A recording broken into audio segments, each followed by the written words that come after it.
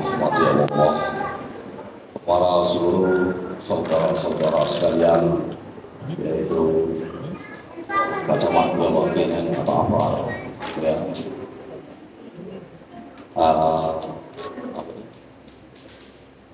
pengurus Masjid Nur Iman yang dirahmati Allah, dan kepada seluruh saudara-saudara kita sekalian, baik para maupun asuh yang dirahmati Allah.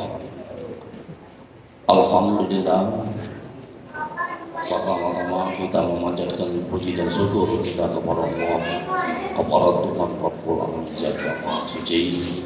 Dengan gerak dan ridha Allah lah kita dapat berkumpul kita pada malam hari ini di dalam rangka zikir akbar wilayah Kabupaten Bengkulu Utara, yaitu bertujuan bukan yaitu mendoakan kebaikan bangsa kita untuk menjemput takdir Indonesia Mas.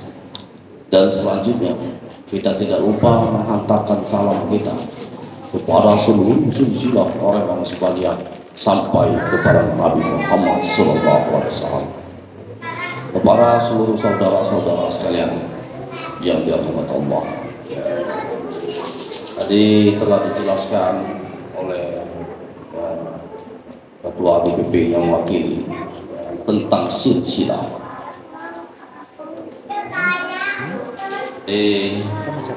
Itu harus dipahami betul. Silsilah ini ada dua. Ada silsilah ilmu atau ilmu, ada silsilah darah.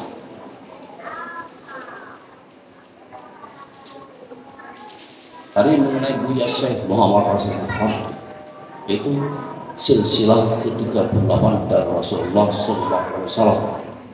Itu adalah silsilah ilmu, bukan silsilah darah. Jangan ada berpikirannya macam-macam. Buya kami itu keturunan Nabi Muhammad, bukan. Tapi adalah silsilah ilmu. Ya, sanad dan ya, sudah jelas. Ilmu ini dari mana? Dari Allah, dibawa oleh Jibril, sampaikan kepada Nabi Muhammad. Muhammad menyampaikan kepada Abu Bakar Siddiq. Ini silsilah seperti ini. Dari Abu Bakar Siddiq terus sampai kepada Salman Al-Farisi, dan terus sampailah kepada tanah air kita, yaitu Syekh Sultan Muhammad Toha. Dari Syekh Sultan Muhammad Toha itu diteruskan kembali kepada Syekh Ibrahim Prabedikiti. Dari Syekh Ibrahim Prabedikiti terus turun lagi kepada Syekh Ibrahim Syekh Khotib dari Kerinci. Dari Syekh Khotib dari Kerinci terus diturunkan kepada Syekh Mulia dari Kerinci. Selanjutnya diturunkan kembali kepada Syekh Zainal Arifin dari Bengkulu, dan terus kepada Buya kita, yaitu Buya Syekh Muhammad Mantu. Ini ada silsilah. Silsilah apa? Silsilah ini bukan silsilah darah atau nasab darah, bukan. Ini untuk diketahui, ya. Kenapa kita harus bersilsilah? Ada apa ada dasarnya? Di dalam Quran ada. Mana dasarnya? Yaitu surah Al-Maidah ayat 35. Ya ayyuhalladzina amanu taqullaha waqtabu illahi wasilata wajahidu bisabilillah lakum tuflihun. Hai orang-orang beriman, taatlah kepada Allah. Jadi bagaimana cara taatnya kita kepada Allah? Cari wasilah. Jadi kalau tanpa wasilah kita tidak bisa taat kepada Allah. Taat itu patuh. Itu yang taat. Patuh. Patuh dengan apa? Patuh dengan ajaran dan hukumnya. Kalau tidak ada wasilah, kita tidak bisa patuh kita. Karena kita tidak tahu yang sebenarnya daripada agama itu. Agama itu apa yang sebenarnya? Macam-macam orang menjelaskan definisi agama ini. Ada yang bilang agama itu keyakinan, kepercayaan, dan lain-lain. Yang sebenarnya agama itu apa? Agama itu adalah alat. Alat apa? Alat seorang hamba mendekat diri kepada Tuhan. Jadi kegunaan agama yang ada di muka bumi ini hanya satu, yaitu sebagai alat untuk mendekat diri kepada Tuhan. Tujuan untuk mendekat diri kepada Tuhan agar tidak timbul niat lagi untuk melakukan perbuatan dosa. Itu. Jadi bila seorang hamba tidak timbul niat lagi untuk melakukan perbuatan dosa, berarti sudah tertegaklah ajaran hukum Tuhan di dalam diri seorang hamba. Bila sudah tertegak ajaran hukum Tuhan dalam diri hamba, maka terciptalah kedamaian, kesejahteraan, kemakmuran bagi seluruh hamba-hamba Tuhan di muka bumi. Ini daripada misi daripada para agama. Jadi seluruh agama yang ada di dunia ini, di dunia ini, Tuhan sendiri yang mengadakan. Kegunaannya hanya satu, untuk mendekat diri kepada. Tidak ada kegunaan lain. Makanya agama jangan coba-coba dipergunakan yang lain sebagai alat untuk politik, sebagai alat untuk mencari uang, atau sebagai alat lain. Tidak, bahaya, akibatnya kerusakan yang akan terjadi. Jadi kegunaan agama yang ada di muka bumi ini hanya satu, apapun agamanya hanya satu kegunaan, yaitu untuk mendekat diri kepada Tuhan agar jangan timbul niat untuk melakukan perbuatan dosa. Itu. Jadi kalau seluruh umat di muka bumi ini tidak timbul niat lagi untuk melakukan perbuatan, maka terciptalah kedamaian, kesejahteraan bagi seluruh hamba-hamba Tuhan. Itulah yang dikatakan hukum. Hukum itu apa? Hukum itu ada pembatas. Pembatas antara hak dan batil. Itu yang dikatakan hukum. Menegakkan hukum. Bagaimana cara untuk menegakkan hukum? Yaitu meninggalkan batil, menegakkan hak. Itu. Bagaimana untuk menegakkan hak? Maka kekallah zikir kepada Tuhan untuk menyebut nama Tuhan. Allah, Allah, Allah, Allah, Allah, Allah. Ini yang dikatakan Naksabandi. Itu yang dikatakan Naksabandi. Jadi naksa itu apa? Gurisan. Bambu itu istiqomah. Itu yang dikatakan Naksabandi. Ya. Adakah di dalam Quran dasarnya Naksabandi? Ada, yaitu surat Al-Majadalah ayat 22. Apa namanya? Yaitu kata bil qulubihimul iman. Tuliskan iman di dalam lubuk hati. Jadi apa yang tulis iman dalam lubuk hati? Ya. Sedangkan rukun imannya ada 6. Kan itu? Rukun iman ada 6. Ya. Pengerjaan rukun iman itu berbeda dengan pengerjaan rukun Islam. Kalau pengerjaan rukun Islam itu satu-satu. Kalau rukun iman tidak bisa. Ditinggal salah satu saja rukun iman, maka batal iman. Jadi kalau begitu, ulaika kata bil qulubihimul iman. Tuliskan iman di dalam lubuk hati. Apa yang ditulis? Yaitu nyawanya rukun iman. Mana nyawa yang yaitu Allah. Jadi bila telah ditulis kalimat Allah dalam lubuk hati ini, maka ruh di dalam lubuk hati ini kembali berzikir kepada Tuhan, menyebut nama Tuhannya Allah, Allah, Allah, Allah, Allah, Allah, Allah, Allah.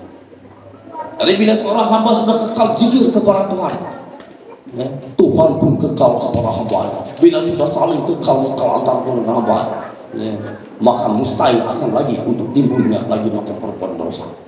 Ini dari visi kita untuk membantu pemerintah untuk di dalam hal penegakan hukum di muka bumi. Ya. Terciptanya kedamaian, terciptanya kebaikan bangsa kita, terciptanya terjadinya peradaban ini semua, yaitu jika seorang hamba itu kembali berkekal zikir kepada Tuhan. Kalau tidak kekal zikir kepada Tuhan, mustahil Tuhan akan menyertai. Maka timbullah huru-hara di muka bumi ini. Maka pada tanggal telah dijelaskan oleh Dempo tadi yang wakil DPP. Dempo ini adalah ketua ya, panitia zikir akbar nasional. Apakah Dempo ini ketua zikir akbar nasional hanya batas di provinsi Bengkulu, yaitu di Kota Malang? Tidak.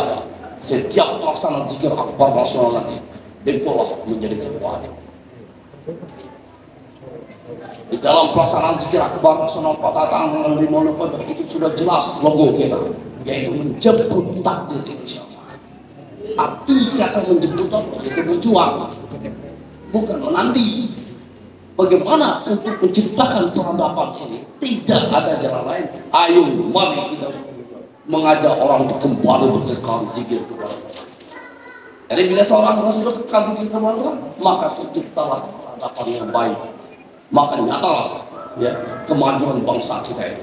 Nyatalah akhlak yang ada di muka bumi ini merupakan akhlak yang mulia di sisi Tuhan. Ini, ayo, mari ya. Yang mana yang belum bertarekat, ayo kembali kita bertarekat. Tidak ada lain ujung tarekat, yaitu apa? Untuk mengucapkan hati kepada Tuhan, agar kita ini dapat beribadah kepada Tuhan. Kalau untuk diri kita sendiri, agar kita dapat melaksanakan ibadah kepada Tuhan, terutama sholat, tidak hati melayang lagi. Kenapa? Karena di dalam kita mengerjakan sholat itu bermacam pemikiran, ingat situ, ingat sana, ada apa itu? Karena apa? Karena tidak mengetahui yang mana yang benar Islam di sisi Tuhan. Yang mana Islam yang benar di sisi Tuhan. Ya Allah jelaskan di surah Al-Baqarah ayat 28. Ya ayyuhallazina amanu qulu bismillah. Hai orang-orang beriman, bahasulah Islam itu secara al-kafah. Al-kafah itu apa? Keseluruhan diri. Itu yang dikatakan al-kafah. Keseluruhan diri yang mana? Datang lagi apa kata Rasulullah dalam hadis, man arafa nafsahu bakara rabbahu. Kenalkanlah dulu dirimu, baru kau dapat mengenal Tuhanmu. Bagaimana kita cara untuk mengenal diri? Diri yang dikatakan diri itu terdiri dari dua unsur, yaitu jasad dan ruh. Ya, terdiri dari dua unsur, jasad dan ruh masih menyatu dengan utuhnya. Itulah yang dikatakan diri. Bila jasad terpisah dari ruhnya, ya, apa jadinya? Apa sebutannya? Pasti orang sebut mayat atau jenazah. Ya atau tidak? Betul. Sebenarnya itu juga bila ruh berpisah dari jasad, itu tidak orang sebut diri lagi. Orang sebut dengan arwah. Jadi yang dikatakan diri mana? Yaitu jasad dan ruh masih menyatu dengan utuhnya, satu nyatanya. Itulah yang dikatakan diri. Maka harus kenal diri kita. Yang mana dikatakan diri, yaitu jasad dan ruh masih menyatu dengan utuh, satu nyatanya. Itu yang dikatakan diri. Kalau jasad berpisah dari ruh, itu tidak perlu sebut diri lagi. Sebenarnya ruh juga berpisah dari jasad, juga tidak perlu sebut diri lagi. Dari kata-kata itu kesimpulan berarti keseluruhan diri kita yang mana, yaitu jasad dan ruh. Yang dikatakan diri, jasad dan ruh masih menyatu dengan utuh, satu nyatanya. Itu yang dikatakan diri. Tuh, lanjut lagi. Dari dua unsur ini antara jasad dan ruh, mana diri kita yang sebenarnya? Kita cek satu persatu. Bila jasadnya berpisah dari ruhnya, itu menjadi mayat atau jenazah. Setelah menjadi mayat dan jasad, kemana datang jasad kita ini? Lihat dulu kejadiannya. Dari mana dia berasal? Dari berapa ayat dan keterangan telah dijelas sejelas-jelasnya bahwa jasad manusia ini berasal dari tanah. Jadi kalau begitu, bila jasad berpisah dengan ruhnya, dikubur, dibakar cacing, tambat, habis beresan musnah untuk selama-lamanya. Dari situ dapat kata-kata, berarti jasad tidak kembali kepada Allah, juga tidak masuk surga. Kemana kembali jasad? Kembali kepada tanah. Kenapa? Karena ia berasal dari tanah. Berarti jasad kita ini bukanlah diri kita yang sebenarnya. Ini mengenai jasad manusia, bukan diri kita yang sebenarnya. Lalu jasad kita ini apa? Ya, kita kembali ke ruh. Bila ruh ini berpisah dari jasad, itu apa jadinya? Jadi arwah. Setelah jadi arwah, kemana ruh kita ini? Lihat dulu kejadiannya, dari mana ini berasal. Di dalam Quran di surah Hijr ayat 69 dijelaskan, ya, telah aku sempurnakan kejadian dan aku tiupkan dan para ruhku ke dalam jasad. Aku tiupkan tubuh batin ruh manusia sebenarnya. Maksudnya bagaimana? Yaitu bagian dari badan Tuhan langsung. Makanya sifat dan sifat Tuhan sama. Hayat hidup tidak menerima mati, hidup untuk selama-lamanya. Jadi kalau begitu bila ruh berpisah dari jasad, mutlak ia harus kembali kepada Allah. Makanya setiap ada yang meninggal pastilah innalillahi wa inna ilaihi raji'un, pasti. Karena dia berasal dari Allah, gimana dia berasal dari Allah? Ya, nah, jadi antara jasad dan ruh, mana diri kita sebenarnya? Ruh, bukan jasad. Yang kembali kepada Allah, yang masuk ke neraka, yang masuk ke neraka. bukan jasad. Kalau jasad sudah kesimpulan, kapan berpisah, masuk dalam tanah kubur, habis pikiran jasad, musnah selama-lamanya. Ya, nah, itu. Jadi kalau begitu, apa jasad kita ini? Ya sebenarnya jasad kita ini adalah alat apa? Alat wujud nyatanya kita hidup di muka bumi, sebagai alat nyatanya hidup di kita untuk menggerak dan perbuatan di muka bumi. Ini jasad. Makanya bagi jasad kena alat itulah yang disebut dengan syariat. Mana pekerjaan saya ada huruf, ada suara, ada kata-kata, dan ada perbuatan. Hukum pengerjaannya apa? Yaitu pahala dosa dan lupa. Ini pekerjaan syariat. Ya, itu. Sekarang roh apa? Roh itu adalah hakikinya diri kita. Hakikinya diri kita itulah yang disebut dengan hakikat. Sekarang hakikat ruh yang Islam mana? Yaitu berzikir kepada Tuhan. Ini hakikatnya. Jadi tugas roh itu hanya satu zikir kepada Tuhan. Zikir kepada Tuhan yang mana? Lihat Al-Araf Rasulullah. Sebutkanlah nama Tuhan dalam hati. Jadi siapa nama Tuhan? Allah. Maka sebutkanlah Allah dalam hati. Jadi bila kita telah menyebut Allah dalam hati, ya, mana ada suaranya?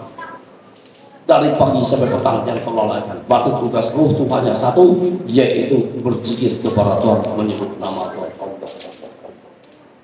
Kalau jasad tadi apa? Yaitu pekerjaan syariat, ada huruf, ada suara, ada kata-kata. Nah, ini yang dikatakan Islam fismil khafa. Jadi bila kita sudah Islam fismil khafa, maka barulah dapat kita melaksanakan aqimus sholat pada zikir. Baru kita mendapat melaksanakan sholat yang Allah perintahkan. Mana sholat yang Allah perintahkan? Aqimus sholat.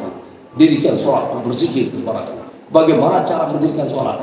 Yaitu dikerjakan oleh jasad yang ada huruf, ada suara, ada kata-kata. Tali zikri, mana ruh? Zikir kepada Tuhan, menyebut nama Allah. Baru pas perjalanan mendirikan sholat. Ya. Dan hasilnya apa? Kalau kita mendirikan sholat, tujuannya untuk mengungkap kepada Tuhan. Alhasilnya maka tidak timbulnya lagi. Makanya di dalam Quran Allah jelaskan, ya, inna salati tatanhar anil fahsya'i wal munkar. Sesungguhnya sholat itu mencegah perbuatan itu tidak munkar. Kenapa orang sholat itu tidak mengungkap? Ya karena dia sholat itu mengungkapkan diri kepada Tuhan. Kalau dia sudah kekal kepada Tuhan, jelas otomatis tidak akan lagi. Jadi bila sudah tidak timbul dia lagi berbuat dosa, maka nyatalah ketegangan ajaran Tuhan, maka nyatalah kedamaian dan kebaikan seluruh hamba Tuhan di muka bumi ini. Ini dari visi dari Torekat ini, membantu pemerintah di dalam hal penegakan hukum. Jadi mari saudara-saudara sekalian, saudara-saudara, ini kesempatan kita. Telah dijelaskan oleh ya dari DPP juga sebagai ketua penelitian sejarah nasional. Ya, mari kita untuk kembali bangkit kembali, ya, untuk memperbaiki bangsa kita ini dengan jalan apa? Tidak ada jalan lain, yaitu mengajak seluruh keluarga kaum pemilih kita dan masyarakat kita, baik di dalam pemerintah dan yang lain, untuk kembali bersikap agar terciptalah kebaikan bangsa dan negara, maka terciptalah ya peradaban Indonesia. Demikian penjelasan guru. Terima kasih. Assalamualaikum warahmatullahi wabarakatuh.